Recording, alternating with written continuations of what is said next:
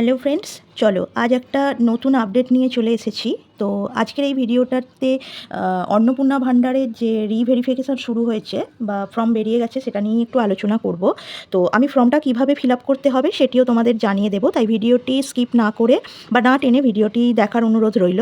তো বলি, যাদের ফর্ম এনরয়তে ছিল বা যারা আগে টাকা পেয়েছে বা এই মাসেও টাকা পেয়েছে বা যাদের ফর্ম অ্যাপ্রুভ হয়েছে কিন্তু টাকা পায়নি, তো সবার ক্ষেত্রেই এই ভেরিফিকেশান ফর্মটি দেওয়া হয়েছে।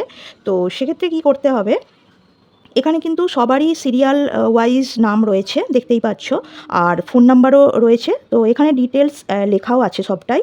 তো এই সিরিয়াল ওয়াইজ সবাইকে একটি ফর্ম ফিল আপ করতে হবে। তো আপনি আপনার নামটি সিরিয়াল ওয়াইজ খুঁজে নিতে পারেন বা স্বামীর নাম দিয়ে অথবা ফোন নাম্বার দিয়ে বা আইডি নাম্বার দিয়ে, যেভাবে খুশি এটা খুঁজে নেওয়া যায়।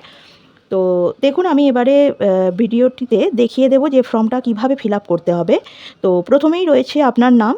তো আপনার নামটা লিখতে হবে, তারপরে বাবার নাম, তারপর গ্রাম বা শহর যেখানে থাকেন সেটা লিখতে হবে, তারপর গ্রাম পঞ্চায়েতের নাম, ব্লকের নাম, পৌরসভার নাম, জেলা, সমস্ত কিছুই লিখতে হবে। আর নিচের অংশটিতে কিছু লেখার দরকার নেই, ওটা আপনাদের জন্য না। এরপর আপনি আপনার সামনে ফর্মটা রাখুন, তারপর আপনাকে যে অন্নপূর্ণার রিসিপ্টটা দেওয়া হয়েছিল সেই ফর্মটাও রাখবেন। আর তার সঙ্গে লাগবে আধার কার্ডের জেরক্স, ভোটার কার্ডের জেরক্স আর ভোটার কার্ডের স্লিপ। কোনো কোনো জায়গায় আবার এই ভোটার কার্ডের স্লিপটাই নেওয়া হচ্ছে, ভোটার কার্ডের জেরক্সটা জমা নেওয়া হচ্ছে না। তো এই সমস্ত ডকুমেন্টসগুলো আপনাকে এই ফর্মটির সাথে জমা করতে হবে।